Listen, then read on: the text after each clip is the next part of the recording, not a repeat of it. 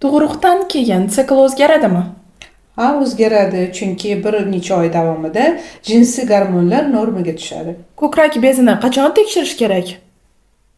30 yoshdan 40 yoshgacha yiliga bir marta ko'krakni UZI qilish kerak. 40 yoshdan keyin 2 yilga bir marta mammografiya qilinishi shart. VPC virusi xatarlimi? Ha, chunki VPC, ya'ni odam papillomasi virusi, bachadon bo'yni saratoniga olib kelishi mumkin. Homiladorlikni oldini oladigan tabletkalar zararlimi? Yo'q, agar shifokor tavsiyasi bilan to'g'ri tanlansa. Intim gigiyena vositalarini har kuni ishlatish mumkinmi? Ha, lekin to'g'ri tanlangan intim gellar bilan. Intim joyda qichishish nima sababli bo'ladi?